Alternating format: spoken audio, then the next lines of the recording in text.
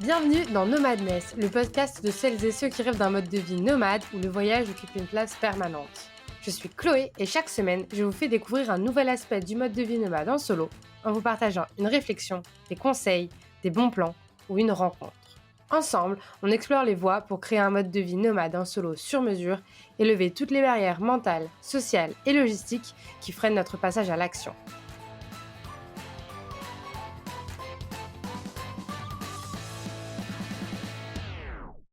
Notre mission chez les guides Tao, c'est vraiment de proposer des solutions concrètes et originales pour voyager autrement, de façon durable, écologique et éthique, et de faire découvrir à nos lecteurs des expériences authentiques et engagées. Aujourd'hui, on retrouve Nicolas qu'on a déjà entendu dans l'épisode de la semaine dernière où il nous parlait de la façon dont il a repensé sa façon de voyager pour être plus en accord avec ses convictions écologiques. Et cette fois, il nous parle de Viatao, la première maison d'édition spécialisée dans le tourisme durable pour laquelle il travaille.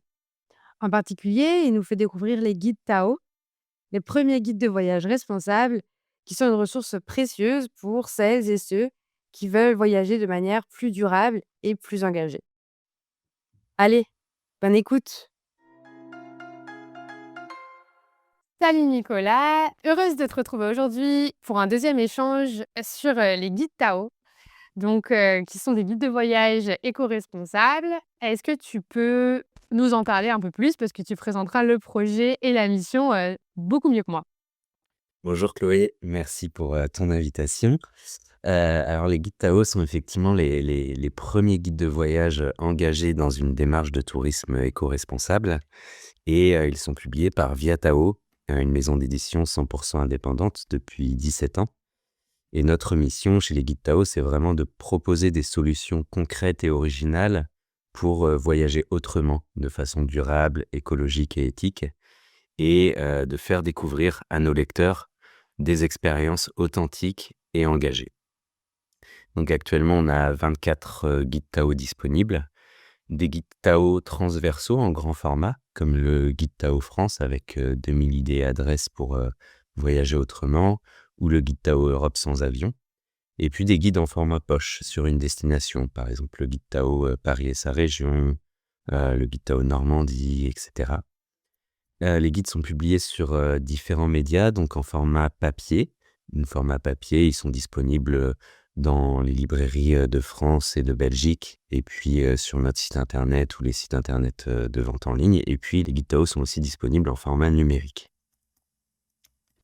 Ok, trop chouette. Et d'où vient ce projet? Qui est-ce qui l'a fondé et pourquoi? Quelle a été l'idée derrière?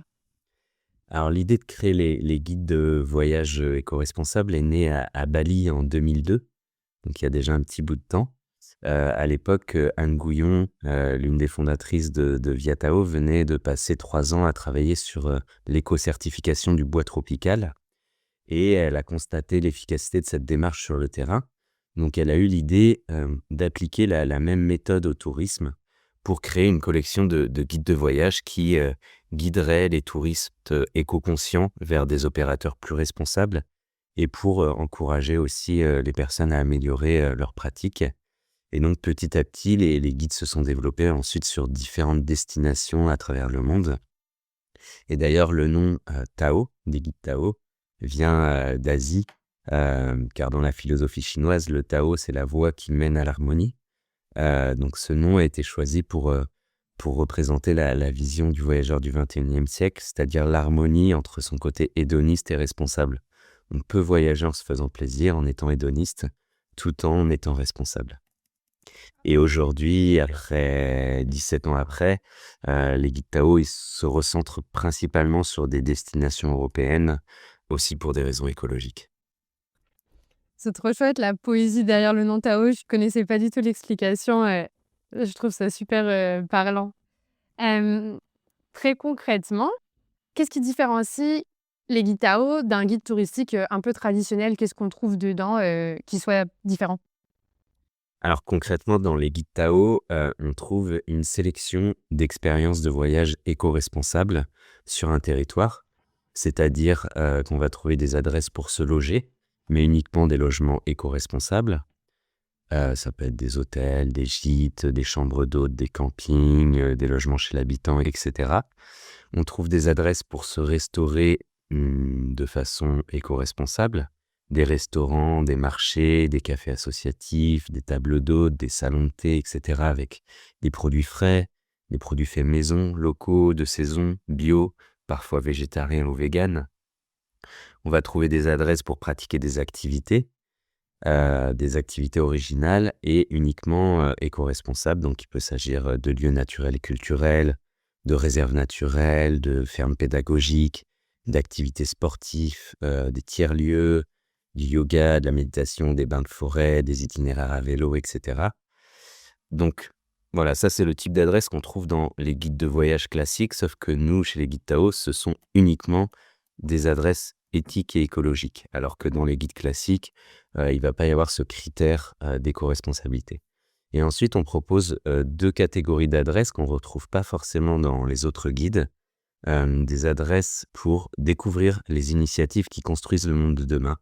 C'est-à-dire des lieux qui proposent des visites, des initiations, des ateliers, des stages et des formations à la permaculture, à l'éco-construction, au mode de vie zéro déchet, à la vie en autosuffisance, à la vie en éco-village, à la transition intérieure, à la vie en pleine nature et cetera. Et puis des adresses, pour ceux qui veulent agir bénévolement, que ce soit quelques heures ou plusieurs semaines. Par exemple, du bénévolat nature, des bénévolats plutôt sociaux, du woofing, des chantiers participatifs et cetera. Et puis dans les guides Tao, on présente également, des conseils et des idées pour voyager de façon, durable et pour voyager autrement. Par exemple, des conseils pour respecter la nature et le vivant en voyage, pour comprendre et respecter les coutumes des habitants, pour découvrir le slow tourisme, un agenda des événements éco-responsables du territoire et cetera.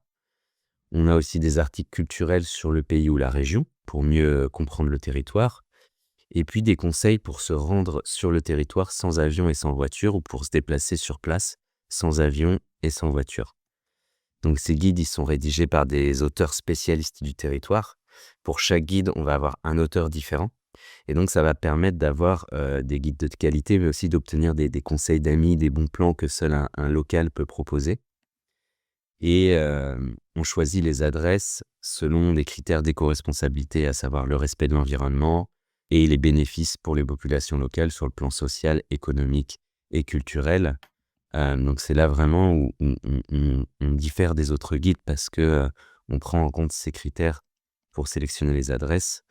On est aussi différent des autres guides dans le sens où on propose uniquement des conseils et des astuces pour voyager de façon plus responsable. Donc on sait vraiment, mais au-delà des adresses, toutes les idées qu'on propose sont orientées là-dessus. Ça va être par exemple des idées de slow tourisme, des idées de destination qui permettent de voyager durable, des conseils pour être bénévole en voyage, des conseils pour, comme je le disais, pour voyager dans le respect de la nature et de l'environnement, de la nature et du vivant. Et inversement, on va pas mettre de conseils pratiques qui ne nous paraissent pas éthiques ou pas écologiques. OK, justement sur ce qu'il n'y a pas, dans les guides, sur votre compte Instagram, vous avez fait une série qui s'appelle les red flags, où justement vous expliquez ce qui ne peut pas apparaître dans les guides et pourquoi. Est-ce que tu pourrais en parler un peu? Oui, bien sûr.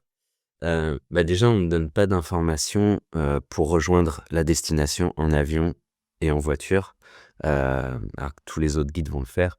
Mais on va privilégier des informations pratiques pour aider le lecteur à se rendre sur la destination, à se déplacer en transport bas carbone, en train, en bus, parfois en bateau, à vélo, à pied et cetera. Dans les guides Tao, on a fait le choix aussi de ne pas mettre, d'adresses qui, ne partagent pas nos valeurs. Donc on va pas trouver, de zoo, par exemple, dans les guides Tao. On ne va pas trouver d'activités motorisées qui ont un impact, considérable sur l'environnement et la biodiversité. Hem, C'est-à-dire qu'il y aura pas d'activités qui proposent du jet ski, du ski nautique, du quad, des excursions en 4x4, des excursions en bateau à moteur pour observer, les animaux, des hélicoptères, la montgolfière, la motoneige, tout ça on va pas trouver. On ne propose pas de restaurants qui, mettent du foie gras ou du magret de canard dans leur menu parce que, la grande majorité du foie gras et du magret de canard proviennent du gavage des oies et des canards. On ne propose, pas de golf parce qu'un parcours de golf peut utiliser entre 100 000 et 1 million de mètres cubes d'eau par an. C'est assez énorme. On ne propose pas de stations de montagne qui n'ont pas d'engagement éco-responsable parce que dans certaines stations de montagne, des pratiques ont des impacts catastrophiques pour l'environnement. Par exemple, les canots à neige, les quads, le motoneige, la déforestation pour créer des pistes de ski, le nivellement des terrains, le trafic routier qui est assez intense, le prolongement artificiel de la station de ski, etc. Donc on va vraiment sélectionner des stations et des activités de montagne qui s'engagent dans une démarche écologique, sociale et économique. On a par exemple des stations de montagne qui sont labellisées Flocon Vert, qui est un label éco-responsable. On ne propose pas de lieux naturels qui sont victimes de surfréquentation touristique. C'est-à-dire qu'on va privilégier des lieux naturels similaires et moins fréquentés. Et on ne propose pas d'activités qui impliquent des animaux domestiqués et qui ne s'engagent pas activement pour leur bien-être. Et puis bien sûr, toutes les adresses qui n'ont pas d'engagement éthique ou écologique, on va pas les proposer parce que l'idée, c'est vraiment de mettre en avant des personnes qui agissent pour l'environnement et le bien-être, des communautés locales. OK, super chouette, cette perspective différente. Hem, à titre personnel, ça s'accorde tout à fait avec mes valeurs parce que je suis végétarienne et il y a certains pays où c'est pas facile de manger végétarien. Pareil, avant, j'étais rien à voir, mais avant j'étais monitrice d'équitation et donc le bien des animaux, c'est quelque chose, pour lequel je suis engagée et il y a des pratiques touristiques, voilà, ça me fait mal parfois de les voir mis en avant, donc je trouve ça très chouette cette perspective un peu différente. Hem Est-ce que tu pourrais présenter un peu l'équipe, des guides Tao? Combien vous êtes, aujourd'hui? Qui vous êtes? Qu'est-ce que chacun fait et cetera? Bien sûr, donc on est 2 permanents chez Viatao. Ophélie Cohen, qui travaille pour Viatao depuis 15 ans et qui est la directrice et la responsable éditoriale. Donc elle va s'occuper de la partie de l'édition, c'est-à-dire qu'elle va recruter et former les auteurs, elle va créer les maquettes, s'occuper de l'iconographie et cetera. Et elle s'occupe aussi de l'administratif et du site internet. Et moi-même, je travaille pour, Viatao depuis 7 ans. Je suis en charge de la communication, des partenariats, de la recherche de financement, de la partie commerciale et de la relecture. Et je coécris également certains guides, notamment les introductions du Guide France, du Guide Europe sans avion et du Guide Monde. Et puis, pour chaque guide, on va recruter, un auteur différent. C'est-à-dire une personne qui connaît très bien le territoire et qui souvent habite sur place. Donc pour les guides en format poche, sur une destination, on va recruter 1 ou 2 auteurs par guide. Mais pour les guides en grand format, transversaux, on va recruter une dizaine, voire une vingtaine d'auteurs. Par exemple, sur le Guide Europe sans avion, on propose des adresses dans 10 pays européens et on a recruté à peu près 20 auteurs, chacun spécialiste d'une ou plusieurs régions d'un pays. Ouais, j'ai eu la chance de pouvoir consulter, ce guide-là qui était hyper riche. Effectivement, j'ai vu que même parfois, il y avait des spécialistes régionaux. Par exemple, en Espagne, j'ai regardé un peu la partie Espagne parce que j'y étais à ce moment-là. Il y a une partie sur la Catalogne et le nord de l'Espagne, une partie plutôt sur l'Andalousie et cetera. Donc c'est vraiment hyper détaillé, hyper ciblé et du coup, je me demandais donc c'est des personnes qui sont locaux et qui sont généralement originaires de la région ou du pays? Oui, tout à fait. Alors ce sont soit des personnes qui sont originaires ou qui habitent, sur place, ou des personnes qui connaissent très bien le territoire pour y avoir habité ou pour y travailler. Donc c'est vraiment un critère, primordial pour recruter, les auteurs. Et puis ensuite on va rechercher, donc on recherche pas de profil type, ça va être vraiment des personnes, qui ont un engagement, qui ont une sensibilité à l'éco-responsabilité, qui ont une belle plume, qui sont rigoureux et qui sont motivés par le projet. Super chouette et j'ai une autre question qui me vient à l'esprit maintenant. Les Guitao aujourd'hui sont disponibles uniquement en français ou est-ce qu'ils sont traduits dans d'autres langues? Ils sont disponibles uniquement en français. OK, ça marche. Hem, Quels sont les derniers guides Tao qui ont été publiés? Est-ce que tu peux donner un peu, alors tu as déjà donné des exemples, mais sur les destinations, dont vous parlez et peut-être aussi sur les prochaines destinations que vous prévoyez de publier, en 2025? Oui, alors en 2024, par exemple, on a publié, 4 guides. Le guide Tao Paris et sa région, qui couvre Paris et l'Île-de-France avec, 350 expériences éco-responsables et de nombreuses informations pour découvrir, Paris et l'Île-de-France autrement. On a publié aussi le guide Tao Lyon et sa métropole, le guide Tao Vallée de l'Hérault, Guilhem-le-Désert.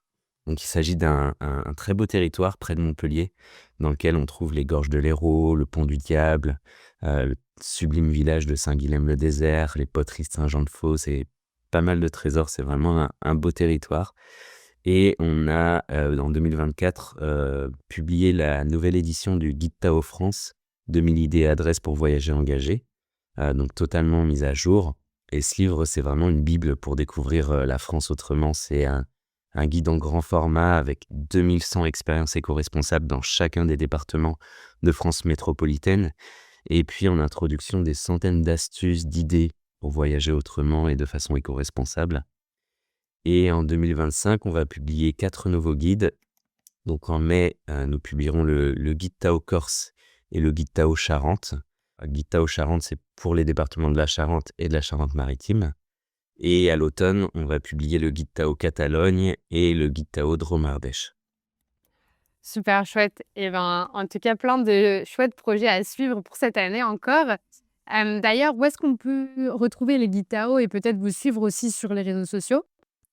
Alors on a un site internet, qui s'appelle, guidetao.com, guide au pluriel tao.com. Là, vous trouverez, tous nos guides, en vente en version papier numérique et puis aussi de plein d'articles pour, voyager autrement. Et sur les réseaux sociaux, on est sur Instagram et Facebook, guide au pluriel point Tao. Ça marche et ben, comme d'habitude, je mettrai toutes les ressources en note de l'épisode. Est-ce qu'il y avait quelque chose que tu voudrais ajouter sur, justement les guides Tao? Bah, peut-être par rapport à ce que tu as dit tout à l'heure, tu parlais, du fait que tu étais, végétarienne. Je le suis aussi et on a un article sur notre site internet, que j'ai rédigé, récemment avec 12 conseils pour voyager, végétarien ou vegan. Donc si ça vous intéresse, il y a des informations là-dessus et voilà, n'hésitez pas également à faire un tour sur notre site internet. Il y a plein d'articles avec des idées, pour voyager autrement ou des idées de destination. Carrément et ben, c'est très chouette que tu parles de cet article-là. Je ne l'ai pas lu. Par contre, j'en avais trouvé un qui m'a super intéressée, en cherchant et qui s'appelle «Conseils pour préparer son voyage écolo et éthique» et je pense que ça peut être, une très chouette ressource aussi, donc je la mettrai aussi dans les notes, de l'épisode. Mais en tout cas, merci beaucoup à toi Nicolas, d'avoir partagé sur les guides Tao avec nous aujourd'hui. Je te souhaite plein de bonnes choses pour cette année 2025 et une belle continuation, pour les guides Tao. Merci beaucoup Chloé. Voilà, c'est la fin de l'épisode du jour. Si ça vous a plu, alors vous pouvez donner 5 étoiles au podcast et vous abonner pour ne manquer aucun épisode. Si vous voulez suivre mes aventures nomades, ça se passe sur mon compte Instagram by Chloé V. Vous pouvez aussi me poser vos questions, me faire vos retours ou partager vos idées. N'hésitez pas à me contacter, je serai ravie de vous répondre et d'échanger avec vous. Allez, à très vite!